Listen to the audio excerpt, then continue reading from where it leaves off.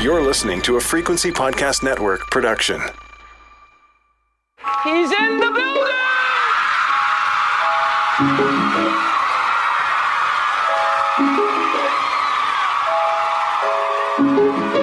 Drink the moment. Drink it. I said, empty your mind. Coquettish and coy. Ow. Ow. What? And there's people that are dying. The wickedly talented. More than great. It was historic. Crack is work. Oh, good for you. I have to apologize. One of the hottest. Hello, and welcome back to The Reheat, a podcast that re-examines the hottest celebrity news and scandals of yesteryear and asks, how would we react to the same events if they transpired today? I'm your co-host, Sadaf. And I'm Sarah Sahagian. This week, we'll be dissecting the complicated legacy of one of the most innovative talk show hosts ever to grace the small screen, Rosie O'Donnell. Listeners may remember Rosie from the eponymous Rosie O'Donnell show or from her 2 stints on The View.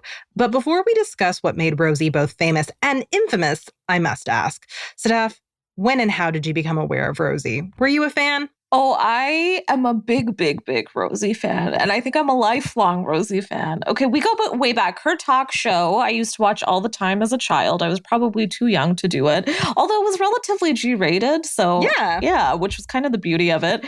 I still think she's one of the few most genuine talk show hosts that television has ever had, but I know you're going to get into it.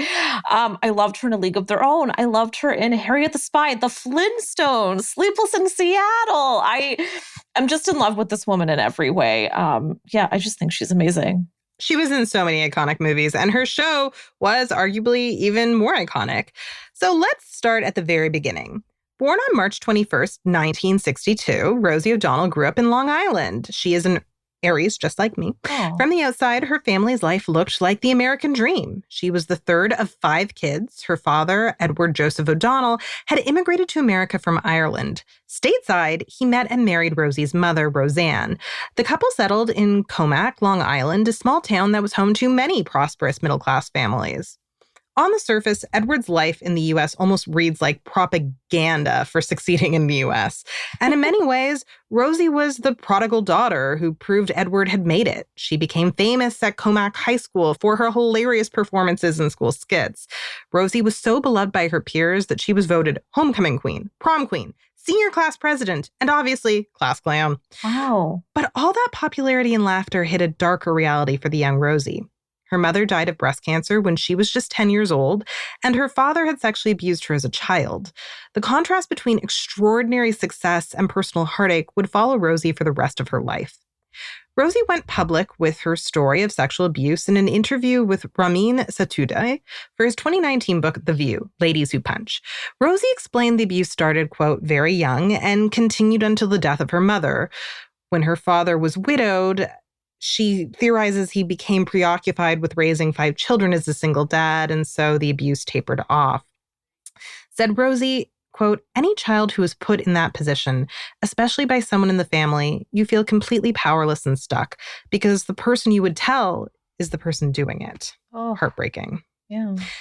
Let's discuss why Rosie may have chosen to come forward about one of the most traumatic stories in her life in someone else's book and when she was no longer a current superstar. So what do you think happened? Because she waited until Ladies Who Punch in 2019. I feel like Rosie at this point in her career, if you even want to call it that, because it's been so protracted and stilted, is just not somebody who is really reliant on fame in that way. You know, where like they have to do their own book. That's when they'll give the story. They have to do their stories in certain ways. I just don't think she's ever been that kind of a person, which is part of the reason I love her so much. But I think this probably just felt like the right time because it was a little bit of a retrospective.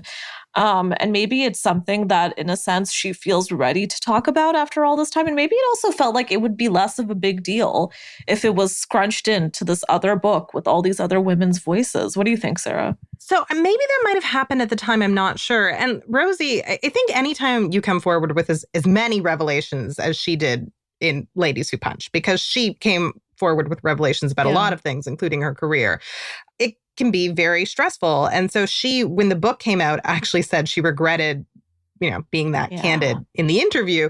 But she didn't recant what she said. That's important. So what happened and what was said was credible. But I do think as a celebrity, it must be so hard to know what you want to reveal and what you don't. And then you don't really fully know exactly what it's going to do to you until it's out there. And then you hear everyone's responses. So I have sympathy for celebrities in that regard because, they're rich and famous and privileged. But also, it's impossible to predict what the public reaction to things is going to be. And I don't know the kind of DMs she was getting or what this stirred up in her family. But she did say that she wished she hadn't been that candid. Yeah, I have to assume her family had some kind of a reaction or for some reason, she just didn't think that it would be a big story, which again, I can understand because her star is not where it used to be. And she's also somebody who's never struck me as an individual who's had much media training after all these years. She has a habit of word vomiting. And sometimes that's great. Sometimes it's not so great. But I will say this, learning this about her, I felt closer to her in a sense that I'm assuming a lot of fans felt. Yeah. So there is that. I mean, it's also her right to share that or not share it. Ramin Satude is also a charmer, I'm assuming. And I think perhaps she didn't predict how big a hit that book would be. And it wasn't just that a lot of people read it. It was that a lot of journalists wrote about it too. Like it became part of the cultural conversation in a huge, huge way. Like they talked about it on Who Weekly, I remember. So I think that as a celebrity, it can be hard to know what will blow up and what won't. And so that can affect your strategy and sometimes you might misfire. But I am glad Rosie told her story because it's important to have visibility and it is important to show all survivors that there is no shame in coming forward, but also that you can have a productive life, that this doesn't need to define you forever. And Rosie O'Donnell is iconic. So I think that she is an important role model for people who experience childhood sexual abuse. I mean, she's not perfect, as we will discuss, but no one is. There you go. That's the disclaimer we need. Yes, no one is. No one's perfect. It is important to note that after Ladies Who Punch came out, Rosie didn't just say she regretted sitting down with the author because she got a little bit more candid. She also felt like his take in the book was misogynistic because it focused on the negative. That was her perspective. I don't entirely agree with Rosie. Having read the book, I think it's fair. I don't think it's misogynistic. And I think that the book has a great appreciation for how the ladies of The View contributed to the national conversation. I grew up watching The View. These women were my role models. And whether I loved them or hated them, I thought it was so cool that they contained multitudes, that they could talk about The Bachelor in one breath, and in the next, they could have a ruckus debate about American politics. An interesting fact about Rosie is that she initially planned on becoming a lawyer, not a comedian. Wow. Yeah. However, the class clown soon realized her true calling was as a performer and dropped out of Dickinson College after 1 year, transferring to the famous drama program at Boston University. Once again, Rosie dropped out, but this time it was to devote herself more fully to stand-up comedy. In her early 20s, she used reality TV to make a name for herself with Star Search. I don't know if anyone remembers that classic.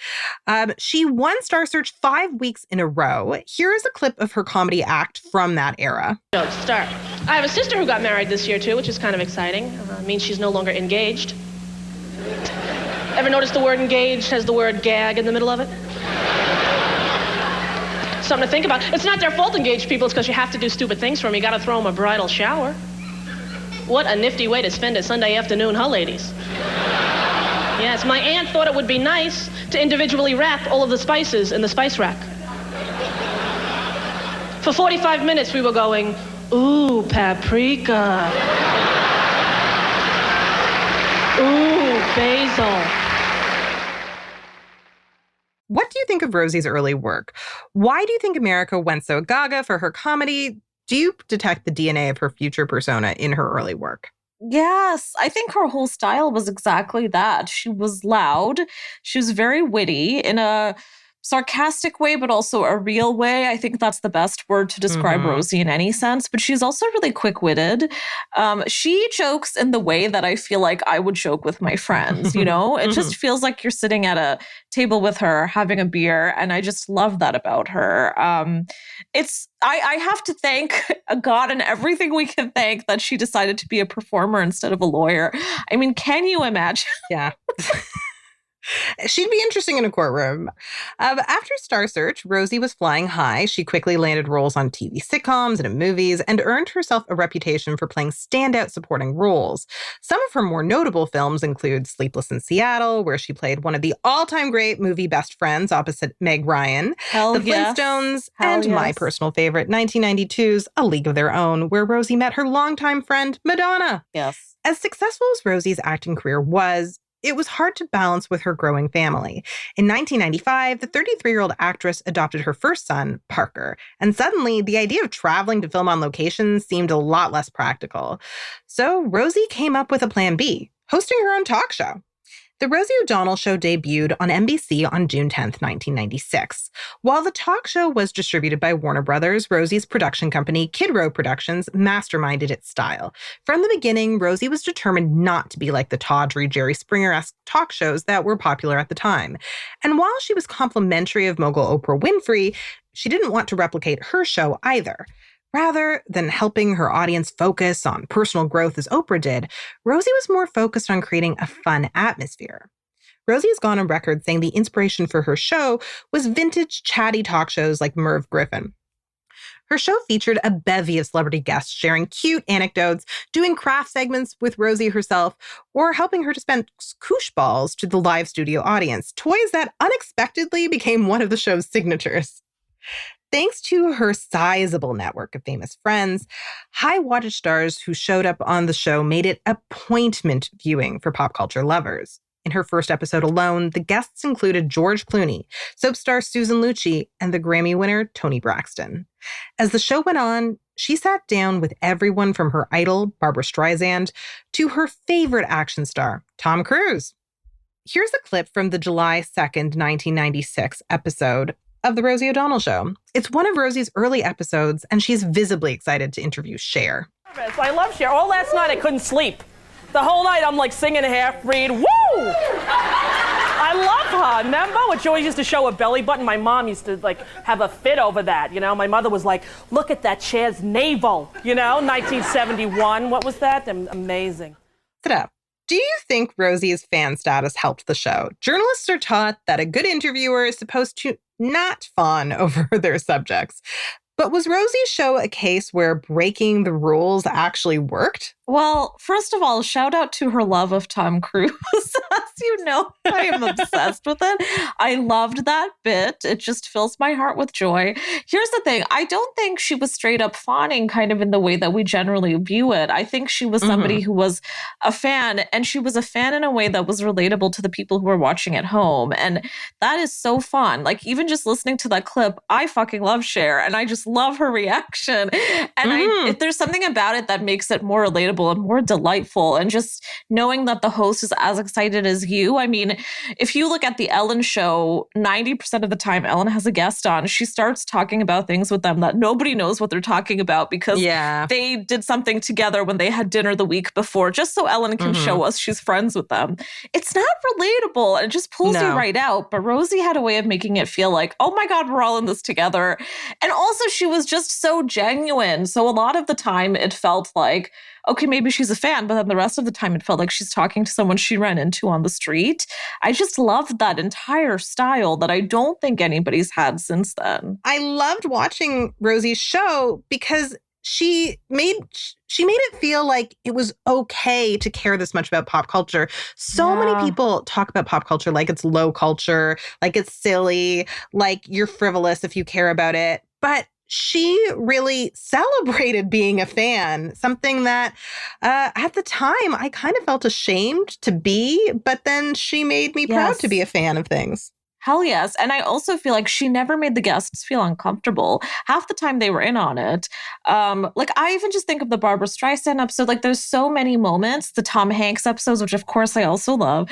There's just a natural ease that she had. I mean, this is somebody who I feel like really was born to do that job. Oh, for sure. As much fun as Rosie had behind her signature desk, her show didn't shy away from more serious issues.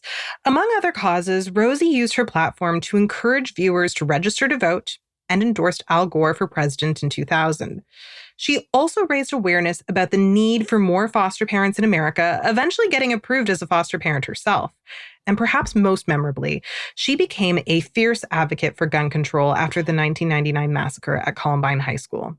Rosie famously took actor and National Rifle Association supporter Tom Selleck to task when he appeared on her show. Assault weapons threaten the safety of other people.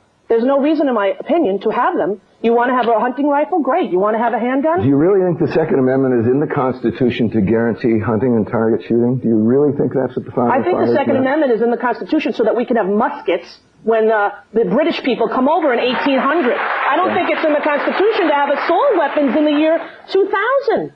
That was delicious. She's very bright. You can see, actually, she probably would have made an excellent lawyer from the way she spars with him. Yeah. She's a really talented debater.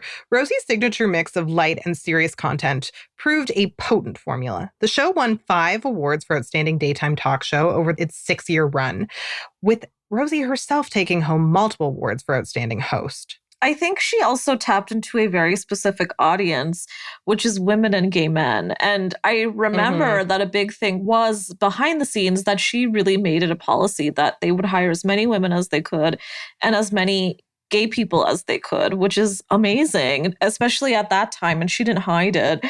And I just think that she connects with all of us in this really deep and genuine way. I think if this show was happening now, she would have even more love for it. And that makes me really happy because, again, I really do feel like she just seems to be a best friend. I still feel that way. Even when I hear her voice, it just scratches something inside me where I'm like, oh, Rosie. It's funny because anytime I watch the show, it was almost like being around my mother because she cared about everything my mother cared about, right? Politics, gun control, making sure that you had, your Christmas decorations up, Cher, Barbara Streisand, like that mix of things that is often trivialized because everything associated with women is trivialized. But that ability to care about more than one thing, right? Like women are often shamed for caring about crafts or caring about cooking or caring about celebrity culture. But the truth is those things, A, are not frivolous. No. They say a lot about our society. And B, you can contain multitudes. Like you can care about Al Gore getting elected in the year 2000 and also really be freaking excited to do some decoupage when you get home. Like you can do both. And Rosie did on TV. So she was such an important role model for me about what femininity could be. Like the possibility for being a woman. She was also a single mom. Like that was something that was really cool for me because I've always wanted kids my entire life. But I used to think like, well, what happens if I don't meet someone? And then when I watched that show as a tween, I realized like, I can still have kids. Just because everybody I know who has kids is married doesn't mean you have to be, because Rosie O'Donnell is killing it and she is a single mom. Oh, I love that. I feel like for me, she was a key part of why I decided to pursue culture journalism. And that's for all of the reasons you just said. She just made it seem really comforting and like there's a place for you and all of the weird shit that you love, even though I don't think it's actually all that weird, like you just said. And I also have a strong feeling that the portion of her listeners who are gun carriers is probably very small, right? That's true. I don't know how popular she was with, gun nuts. We have probably a guess. Not very. Once it got to the Trump era, I think we have a guess, but you will get to that. Yeah. While Rosie wasn't afraid to talk about everything from crafts to national politics on her show, one subject Rosie avoided was her sexuality. As much as Rosie gushed about wanting Tom Cruise to, live in her home and hang out with her. Don't we all? Don't we all? If you listen carefully, she never said she wanted to sleep with him. What's interesting about her show was she was never officially in the closet. Rosie came out to the execs she was working with before the Rosie O'Donnell show premiered. The whole team understood that if she came out as gay in the homophobic climate of the mid-90s, it could have tanked the show before it even started. However, in Ladies Who Punch, The book explains Rosie did carve out some boundaries where her sexuality was concerned, making it clear that while she wouldn't mention dating women, she would never pretend to date men. Sajude writes, even if Rosie didn't say the word gay out loud, the Rosie O'Donnell show had the host's identity proudly on display. And it's true. The show featured numbers from Rosie's favorite Broadway musicals and plenty of interviews with gay icons, including Liza Minnelli, Barbra Streisand, Richard Simmons. Her bandleader, John McDaniel, the show's most iconic fixture aside from Rosie herself, wasn't out either, but he too was gay. Rosie's show was definitely queering the conventional talk show text. While Rosie's sexuality wasn't necessarily a secret, it was due to her identity as a fat person that she experienced the most blatant abuse. After telling her to shut up on her own show, has-been Donny Osmond fat-shamed Rosie while guesting on her talk show. After Donny explained the entrance to his upcoming 4th of July concert would feature him hanging from a helicopter, Rosie lamented about the danger of such a stunt and volunteered to be his stunt double so her childhood pop idol wouldn't get hurt. Here's Donny's response. And plus, the helicopter can't handle that much weight, so I had to. I think Donny Osmond just insulted me. In that case, I'm going to hold up another album cover. All right, you keep insulting me. I can't believe I said keep holding this up. You just made a joke about please, you keep saying, oh, look, and this was my favorite. This is how you did that part in the middle of the show. My favorite part. I'm a little bit country. I'm a little bit rock and roll. Yeah. Maybe we can do that at the end of the segment. I don't think so. You just told me that I was chubby on national TV. I didn't mean it. You did. You said wait in the helicopter. Basically called me a big old pig, Don. In a very satisfying moment, she later makes him apologize by singing his old and very saccharine hit, Puppy Love. In 1997, Scope did an infamous poll asking readers who they thought were the most unkissable celebrities. When Scope released the results, Rosie was one of the top choices. Rosie later hit back about the needless and very mean poll by endorsing Listerine on her show and telling her millions of viewers to say nope to Scope. So, anytime a woman larger than a sample size was on TV in the 90s, there was this fat shaming. And there's still a lot of fat shaming today. Do we think the fat shaming Rosie experienced would have been as intense, however, if it had happened today? I don't think it would have been as intense today by any means. I think that kind of joke that he made is so 90s.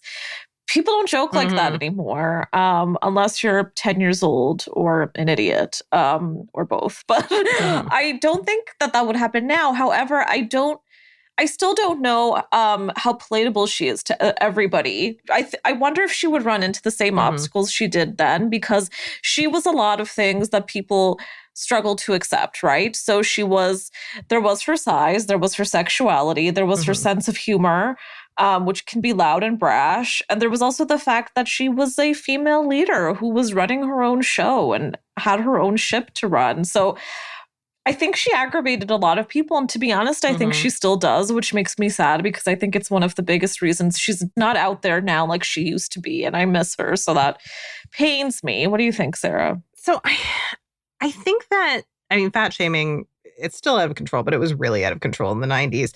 And what I really liked about this show is, while there were various attempts for her to lose weight that she did incorporate into the series, she never really seemed like she was ashamed of herself. She never really felt like she was appalled at her weight, or like she felt like it was something that defined her. And that was so refreshing. It was kind of like a prototype for body positivity. There were attempts to lose weight, but she would almost... she would make light of the need to lose weight, too. Not because there is no need to lose weight, but the need other people tried to convince her existed. And I think when I watched Oprah, and I love Oprah, but in this time period, Oprah, it really pushed diet culture in a really big way. In fact, I would say she's a key part of the way that whole movement started and blew up. Yeah, it really pushed diet culture. And I understand she internalized fat phobia because she was such a victim of it. And that's, I have a lot of empathy for why Oprah felt the need to lose weight and to do it very publicly and to encourage others to do so. I still think it was a net negative, but I understand why it happened. But what was so great was when you turned on Rosie, you saw somebody who, when she ate, seemed joyful. really seemed comfortable in her own skin. And that was pretty empowering for a tween like me, where even in your teen magazines, they were telling you like how to lose weight, like, which is ridiculous that we ever told children how to diet. Like, it's so messed up. So she was a refuge, I think, from that kind of diet culture. I like that word for that. I also feel like she taught me how to sort of snap back at it.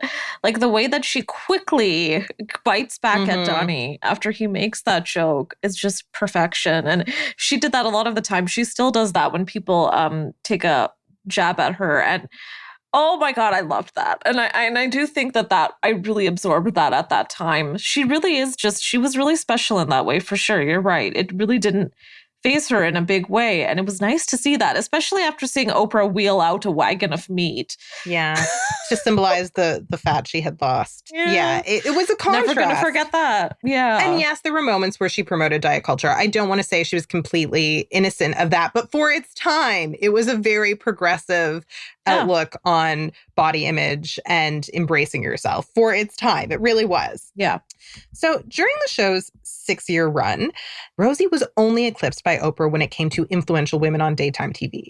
She also earned herself a flattering nickname, the Queen of Nice, as well as her own magazine in the form of Rosie's McCall, to which my family most definitely subscribed. I love that.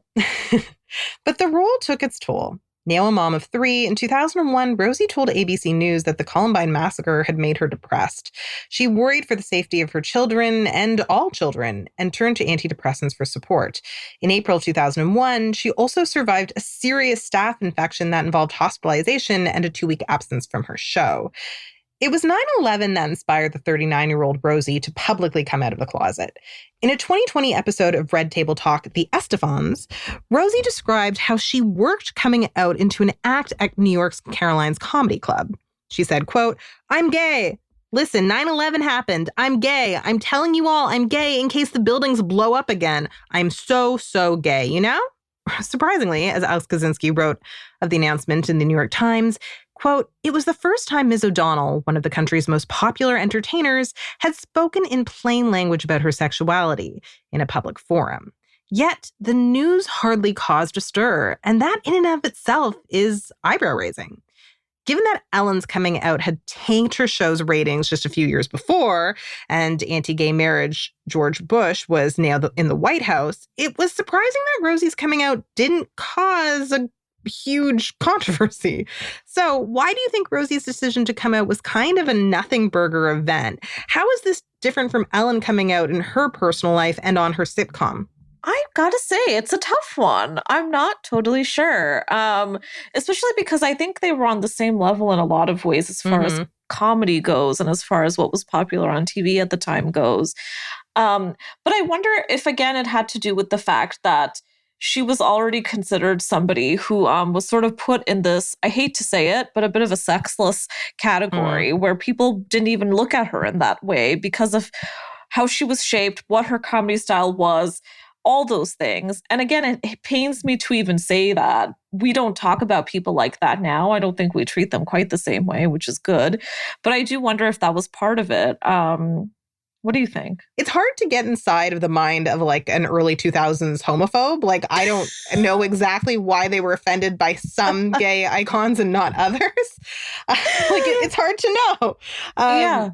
But I do think you made some really excellent points. Like, she was so desexualized. And then the show, I mean, the way it was designed, it never talked about her sexuality. But it also didn't have to. Like, that didn't feel like an absence. It was talking about other things that she loved. So it still felt authentic to her. In many ways, a lot of her values were very recognizable to heteronormative people. Like, she adopted a brood of kids. She loved crafts, right? Like, she loved Martha Stewart. So, yeah. Like, I think that, you know, we talk about the model minority a lot. And I'm not saying that Rosie O'Donnell was courting more conservative people who wanted her to be a model minority. But the image she had did kind of fit that model minority for a gay person. I think that's just who she is. I think she loves Tom Cruise and decoupage. I really do believe that that's authentic. But it is more relatable if you are a homophobic stay-at-home mom in a red state than, say, Ellen is, who, you know, Ellen is a woman dating in LA who doesn't have kids and doesn't like crafts. as far as we know. But yeah, I mean, I think also, though, what's interesting and a little bit contrary to your point, though, I do agree with it, is that her talk show was also incredibly campy.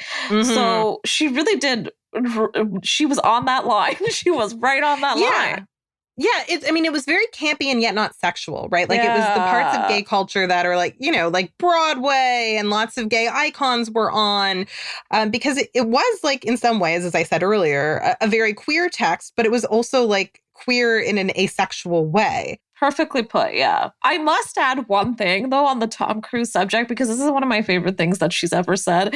So when she did come out, there was a lot of blowback from people who were like, but we thought you loved Tom Cruise. What about Tom Cruise? And so she told one paper, I said I wanted him to mow my lawn and bring me lemonade. I never said I wanted to blow him. I just need that out there on the show.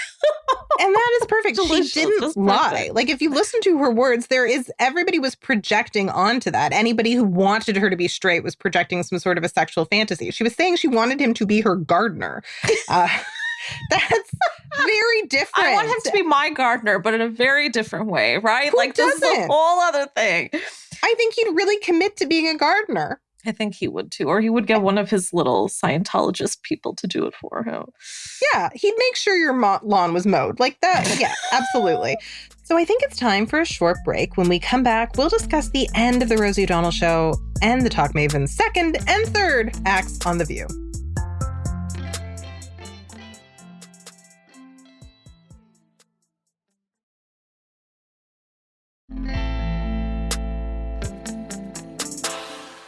The last episode of The Rosie O'Donnell Show aired in June of 2002. It was Rosie's choice to walk away. Her show, which attracted around 2.5 million viewers, was, if anything, growing in popularity. Rosie later explained, quote, 6 seasons was all I had in me. A millionaire who was set for life, Rosie moved to Florida and enjoyed herself after handing the reins of her show over to comedian Caroline Rhea, who only lasted a single season, although I did quite appreciate her.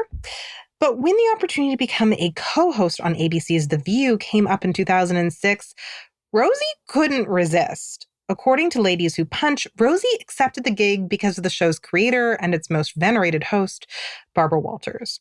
Rosie explained, I loved her and I wanted to work with her. The news of Rosie coming to The View was not received with overwhelming positivity by the show's cast and crew. During her tenure on The Rosie O'Donnell Show, Rosie had a reputation for being a difficult boss. While she created a free daycare for staff at the studio and did, nice things like that, she also had a reputation for being demanding and temperamental when things weren't working out the way she wanted. The purported temper hadn't gone away by the time Rosie arrived for Hot Topics on The View. Rosie agreed to a single-year contract to serve as the moderator of a panel of co-hosts that included Barbara Walters, Joy Behar, Sherry Shepard, and Elizabeth Hasselbeck. Rosie immediately set about making the show, which had become famous as a more serious daytime talk show, into something more akin to The Rosie O'Donnell Show. Rosie didn't shy away from the raucous political debates about the war in Iraq that went down during the show's famous Hot Topic segment, but she did also insist on adding segments that felt silly to her co-hosts. She insisted on more audience giveaways. The Broadway-loving Rosie also pressured the other ladies of The View into dance numbers that they really weren't into. If anyone questioned her judgment, Rosie would invoke the trove of Emmys that she had, stockpiled at home.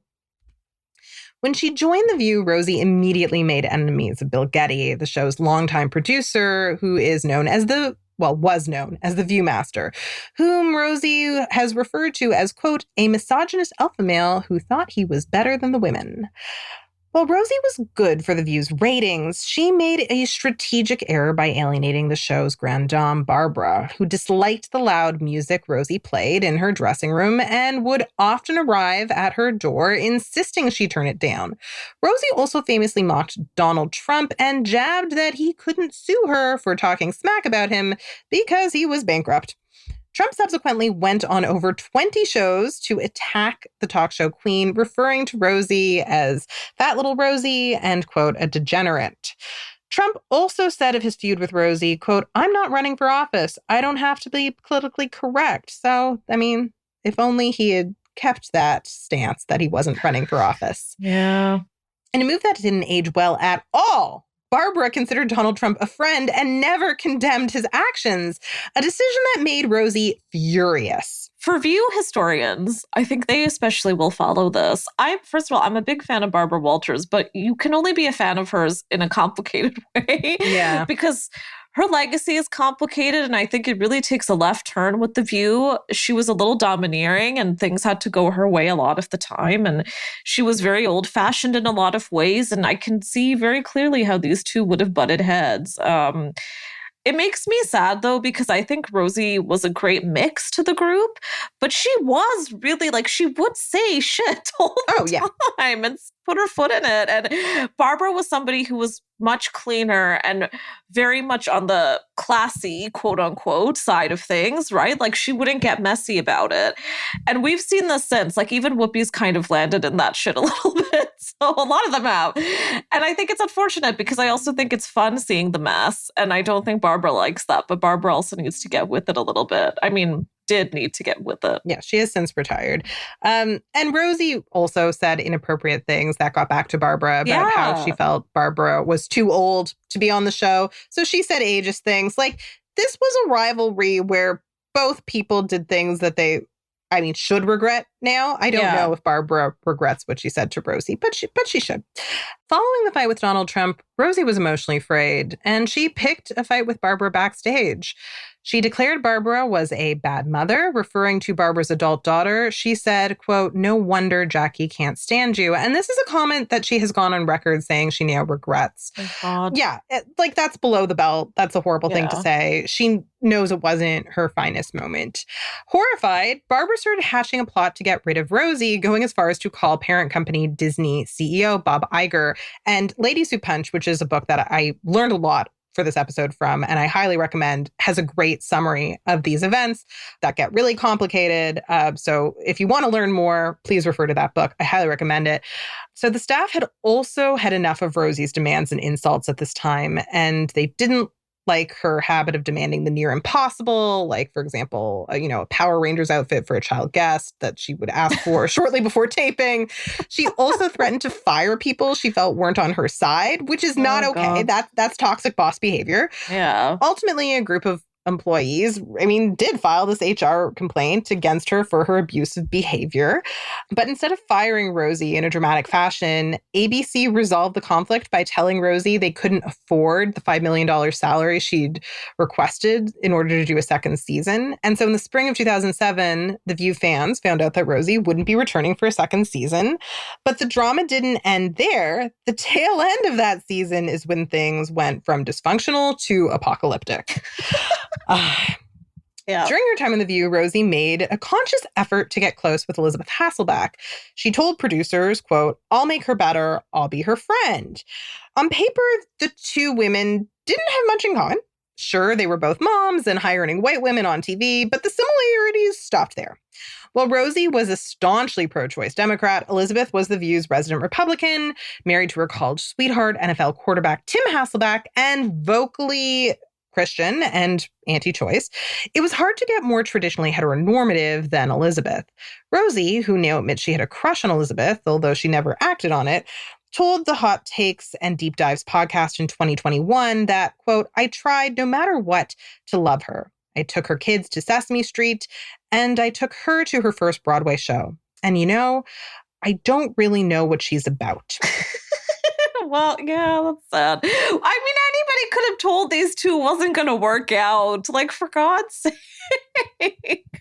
Yeah, absolutely. You can be civil, but you don't need to be best friends. They were obviously never going to be best friends.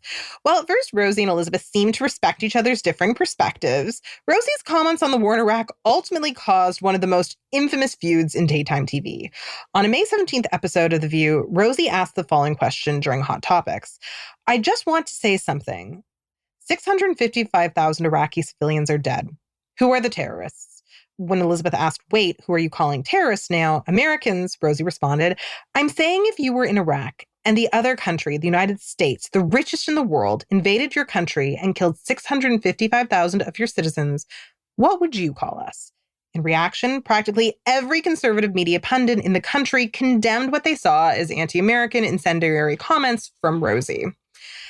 So what do you think of Rosie's comments about American soldiers in Iraq? Knowing what we know now, would this be as controversial a statement today? Yes. Nothing has changed. That was just a 10 out of 10. I mean, go Rosie. Absolutely. And I remember when this happened, and it still fills me with such anger because she was so right on, but she was also shockingly, because it wasn't really that long ago. I mean, she was one of very few people to actually stand up and say something like this. Yeah. And the fact that the same rhetoric is still going on in the States and people still take such offense to comments like this is ludicrous to me. Grow up, frankly. But of course, Elizabeth responded that way. That's her whole thing, right? Like, that's why she's there. But I will forever love Rosie for saying what she said. Beautiful. Absolutely. I mean, Rosie's commentary, I mean, sometimes it was out to lunch, but when it came to the war in Iraq, it was spot on. And she isn't ever saying that the U.S. troops are terrorists. She's saying it's logical that the people of Iraq wouldn't want them in their country because they are killing people. And that is a fact, right? Like, why would you want troops in your country if they do not present as on your side and are, killing your children, intentionally or not? In some cases, intentionally. In some cases, maybe not. I mean, it's like, listen, I understand that not every troop who went to Iraq understood what was happening or why they were going. And many have since said that they were lied to, that they regret their involvement, and that it was traumatic to serve there. So, it is complicated in that regard, but she's absolutely right that this was an unjust war, and it was a war that killed countless innocent Iraqis and destabilized things in Iraq. So I'm glad that she said that. But Elizabeth, obviously, it's not even just that she's conservative, it's that she's incapable of understanding nuance. If you listen to her comments, she just doesn't get certain things, which is why I think she was so offended and why so many conservative stations were offended. I don't even think they were intentionally misunderstanding Rosie. I think they just didn't understand her. I agree, but I'm going to say, I feel like she was indirectly saying that the American soldiers were terrorists, at least in my opinion. I think she said it in a really perfect way where she could say that's not quite what her implication is, but I think it was, and I'm glad that it was because it's correct. It's right on the money. And many were. Right, yeah. And if the way that Americans even define terrorism, that's exactly what it is. So, but at the same time, that's still a disease that's carrying on. So white men who decide to bomb mosques, we don't call them terrorists still in Western media, right? It's the exact same problem. Nothing has changed. And if somebody else said this now, it would still be a shit show. That makes me sad. But again, go Rosie, because she said this at a time when it was even tougher to get away with it. And she just didn't give a shit. We need more people like that. Rosie, the most important value she has is speaking her truth. Yeah. And I really respect that. So on May 23rd, Rosie and Elizabeth relitigated their initial debate. Rosie was hurt when her friend Elizabeth didn't defend her after the conservative media pounced. For her part, Elizabeth really did seem to disagree with Rosie's comments and to wonder whether Rosie actually thought of your average American soldier as a terrorist. And Rosie seemed to be offended that Elizabeth had interpreted her statements to mean that, which is why I personally think I see what you're saying, yeah. Yeah, that she didn't mean that they were terrorists, but that she understood why, if you're an innocent Iraqi civilian, you would perceive these troops as terrorists and their actions as the actions of terrorists. Here's a clip from their infamous shouting match. And I am certainly not going to be the person for you to explain your thoughts. They're your thoughts. Defend your own insinuations. I defend my thoughts. Defend your own thoughts. Right, but every time I defend them, Elizabeth, it's poor little Elizabeth that I'm picking on. You know what? Poor little Elizabeth is not poor little Elizabeth. That's right. That's why I'm not going to fight with you anymore, because it's absurd. So for 3 weeks, you could say all the Republican crap you want. I'm not going to do it. It's much easier to fight someone like Donald Trump, isn't it? Because he's obnoxious. I've never fought him. He fought me. I told a fact about him. He didn't like this conversation. I was in the middle of this conversation. I gave you an opportunity. You don't give me anything. You don't have to give me. I asked you a question. I asked you a question. You wouldn't even answer it. You didn't answer your own question. Legendary. So good. Yeah. I remember watching that live.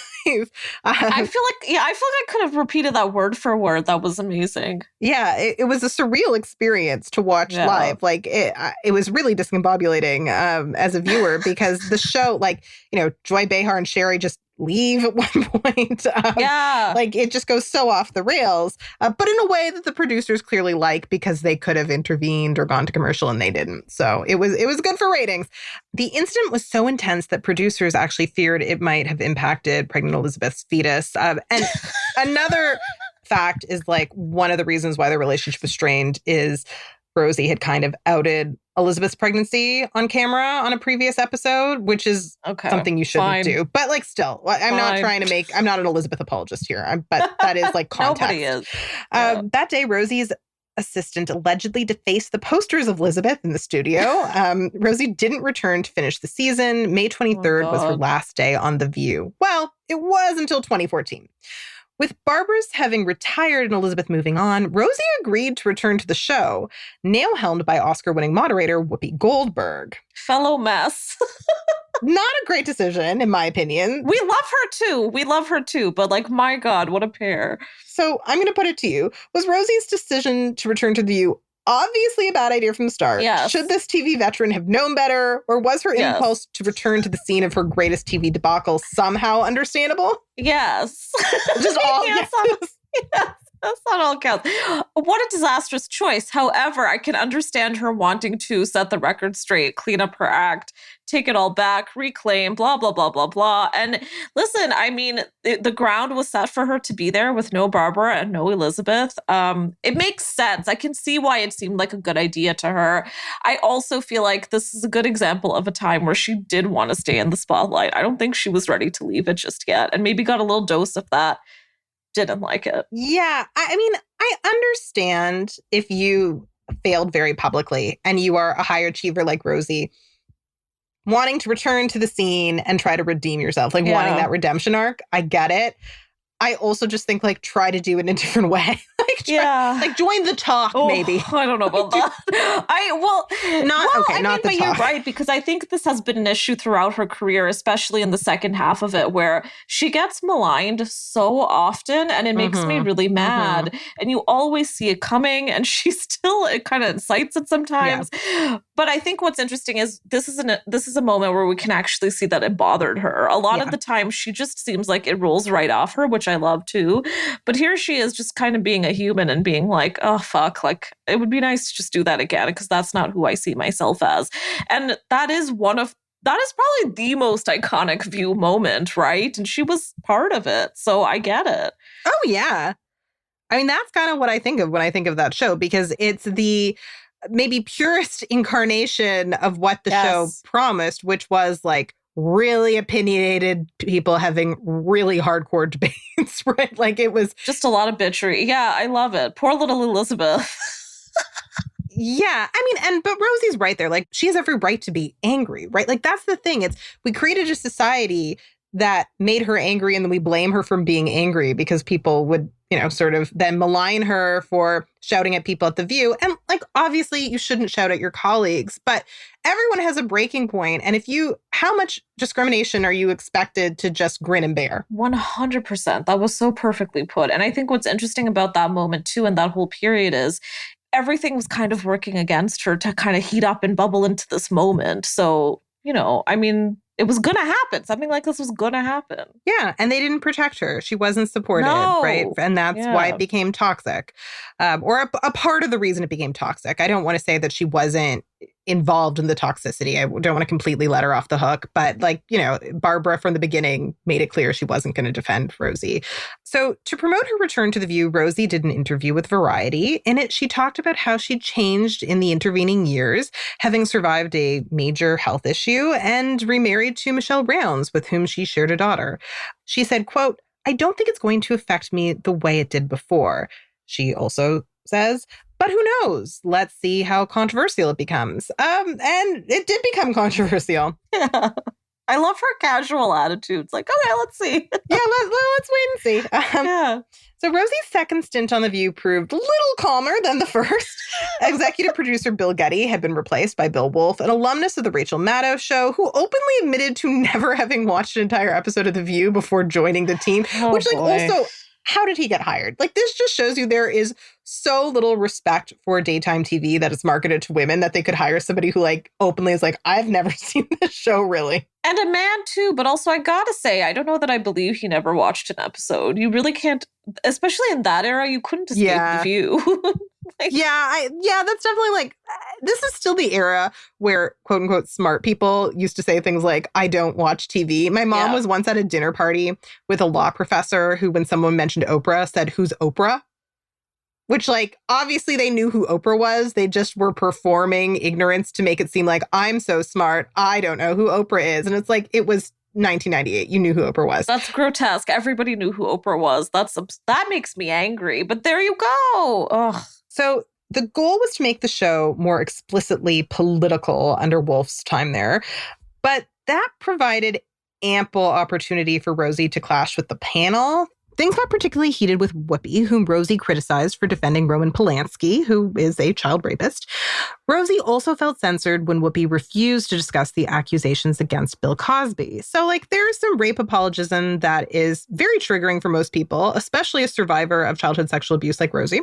I can see why she would be very passionate about these things. Yeah. In one particularly tense interaction, Whoopi and Rosie butted heads in a debate about whether America is a racist country. So Rosie O'Donnell, panelist Rosie Perez, she was on the show for a time, but has since blessed us by returning to acting, which, you know. Love. She was really good on The View, but, like, I really need her in my movies and TV shows.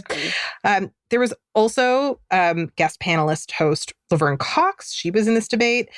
And the other person in this debate was then co-host Nicole Wallace, who was a Republican strategist for John McCain. Yeah. And Nicole and Whoopi in this debate were arguing that fundamentally America wasn't a racist country, while Rosie, Laverne Cox, and Rosie Perez were all arguing sensibly that it is a racist country. So here's a clip of this debate, which, I mean, it's hard to watch. Yeah. Like, it gets uncomfortable. Is it ridiculousness or is it racist? It's racist See, I and don't it's think stupid. I don't. It's both. See, I don't It's two see it. I things just at see it once. as stupid. I But just see it as stupid.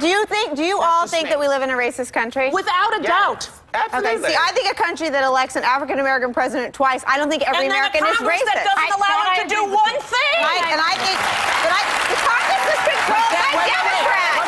They're controlled by Democrats. Wait.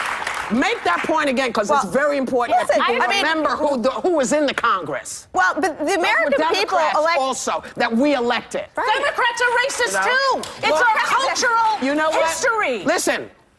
You are a white lady telling me what is racist to you, I'm which a is gay fine. American who's been told what homophobia and hatred but looks it's like. not the same. I have a black kid I raised, Whoopi.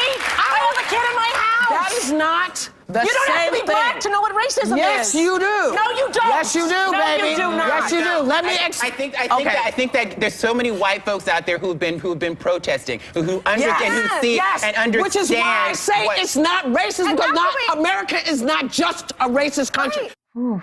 It's very uncomfortable because in terms of substantive arguments, I agree that Rosie Perez, Rosie O'Donnell, and Laverne Cox are obviously correct. But there is also something gross about a white woman screaming at a black woman that she doesn't understand racism, right? So, like, while Rosie, I think, wins the content of the debate, the tone of the debate, Whoopi is absolutely correct to say to her, like, you're a white woman lecturing me. Like, this is so patronizing.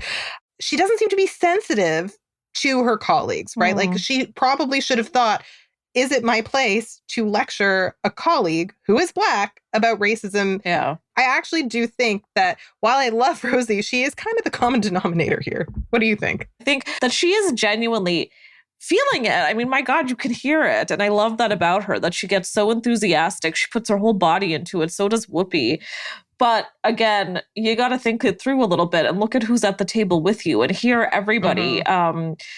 That conversation, listen, like, that's a lot of voices at once. Yeah. And it's a lot of different opinions at once. And I don't think that's something Rosie really thinks through. She's usually correct about the message, but often wrong about the way she goes about arguing for her point and just how aggressive she is with her colleagues that she has to see every day. So it's not strategic. Yeah. Like, I think she just needed to chill a little. think that's it. Look around you. Take it easy. You're on a talk show. It's fine. This is not a courtroom. But I mean, I could say that to all the women there. And also, Whoopi is also somebody who really likes to fan the flames and still does that when it does not need to be done. Am I entertained, though? Absolutely. You have to be a little bit diplomatic when you're fighting with your co-hosts. Like, you share a show. Yes, exactly.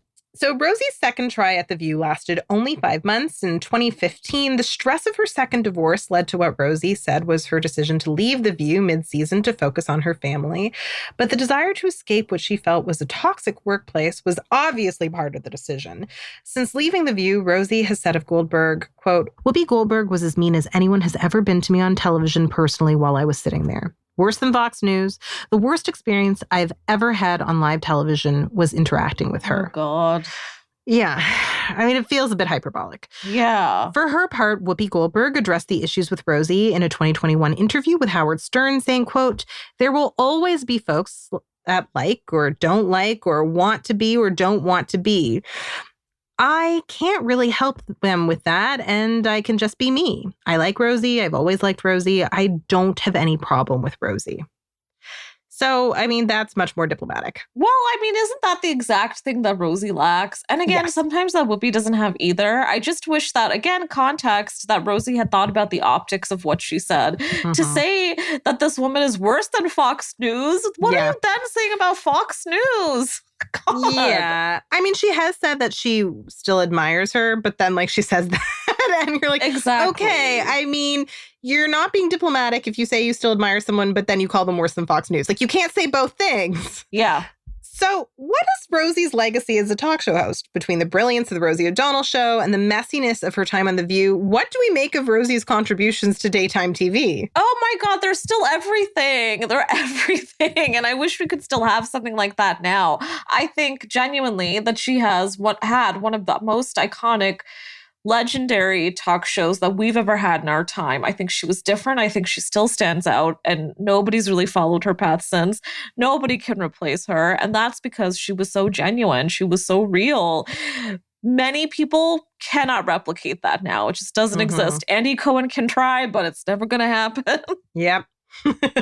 Well said. What do you think, Sarah? I mean, I think that she has a lot of different legacies. I don't think it's one single legacy. Yeah. I think the Rosie O'Donnell show has its own legacy, which, I mean, taught many millennials like us that it's admirable to love pop culture. It's admirable to be a fan, that fandom can make you a better person. It can teach you great values. It can spread joy and happiness, and that you can be a fan of Mary Tyler Moore, or you can be a fan of Celine Dion and also care about gun control and also want people to register to vote and, you know, change the world. And there's the other side. Then there's the other side. There, you know, there's The View, where we see that people are complicated, right? Yes. And I do think that she'd experienced so much discrimination. Like, I don't want to make the facile comparison between Rosie and Ellen and just be like, because they're both talk show hosts and they're both gay women, that like, and they're both arguably not great bosses, that they're similar cases. Because I do think that in Rosie's case, some of the toxicity was an angry reaction, but still a somewhat understandable reaction to horrifying discrimination that she was experiencing in her workplace. Yeah. I'm completely with you. I will always choose to remember that talk show and to remember all of the roles that she's done, because she's really amazing. And okay, so she puts her foot in her mouth a lot. So do a lot of other people, okay? Like, it happens. She's not perfect, but she makes very good TV. She makes excellent TV. And there are plenty of men who habitually said worse things and are still on TV and haven't experienced nearly as much blowback for their gaffes. Yeah. So today, Rosie is enjoying something of a renaissance as an actress. The well-received supporting roles she's done have included shows like Smilf, the new TV adaptation of A League of Their Own, and the L Word Generation Q. Rosie has made it clear she never intends to return to The View, but I don't necessarily trust her on that one. Yeah, we'll see. Never say never. Yeah. In her personal life, the mother of 5 is happily now a grandmother. In less positive news, Rosie also went viral in February of 2022 for mistakenly thinking actress Priyanka Chopra was Deepak Chopra's daughter, which Priyanka is not. Whether she's inspiring us or making us cringe, Rosie could never be accused of being boring. True. Importantly, Rosie remains an activist for progressive causes. In recent years, she has been especially passionate about reproductive rights. In 2017, she tweeted her idea that women should start their own political party if the Democrats decided not to exclusively back pro-choice candidates. In response to Texas's controversial 6-week abortion ban, Rosie also tweeted, "Texas, what the fuck? Before this country turns into a real version of The Handmaid's Tale, let's all get together and stop what's going on in Texas." So, Rosie, keep on fighting the good fight for reproductive rights. And now it's time for Hindsight is 2022, the segment where we discuss what we might have done differently if we were the subjects of today's episode. I shouldn't have done that. So, Sadaf, what would you have done differently? Maybe this isn't even a change. Maybe this is just me getting excited about the future, is if she keeps going down this lane of acting, taking on really juicy roles. That's what I want to see from my Rosie, because she's a really fucking good actor and she should have an Oscar nomination, quite frankly. I'm not joking. Oh, I agree. Right? And I hope that that's in her future. I want her to have a renaissance moment because she deserves it. I don't know if the world is willing to give her that, but that's what I would like to say. And I would also like for her to see that in herself and go ahead and go for it. Just go all in. And then also maybe do a new talk show with Tom Cruise and it's just the two of them and I'm the only viewer. And then, we all ride off into the sunset. I would love that too. Okay. Sarah thinks I'm crazy. No, I love you. That just made me love you even more, even though I hate Tom Cruise. I love that you love him. That's true unconditional love. Thank you. So if I had been, Rosie, I definitely don't think I would have even gone on The View the first time. I think if you watch The View, it wasn't the show she wanted to do. And you can't just make a show your own if you have multiple co-hosts, right? And I think Rosie should have thought about that and realized she wasn't going to get away with it. You're dealing with so many egos here. You're dealing with something that's already a known quantity. They're not going to let you completely rework it. And if you want to know more about the controversies that happened when she joined The View and the feuds and how everyone felt about it, all of her co-hosts, because I didn't have time to get into everybody here, Joy Behar has had opinions as well.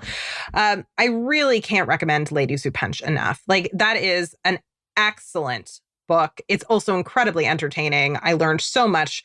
It's worth buying. Co-signed. When you read that book, you'll realize Rosie really should just never have decided to be on The View, even the first time. She should have just gone into movies, just full pace ahead. I think she would have had a totally different career, but anyway. Oh, yeah. 100% agree. So before we wrap up today's episode, we'd like to take a moment to encourage our listeners to donate to Planned Parenthood and other organizations that protect the reproductive rights of people with uteruses. Just like Rosie, we are proud advocates for reproductive rights, and we will list our suggestions in addition to Planned Parenthood in the show notes. Well, yes. Well, as always, we hope you enjoyed this episode. Now, if you want to hear more from me, you can find me on Twitter at _SadafHassan. Sarah, where can our listeners find you? Listeners can find me at Sarah Sahagian. And as always, we'd like to issue a heartfelt thank you to our wonderful producer, Joe. If you liked this podcast, please rate, review, and subscribe so other listeners can find us too. Thanks for listening.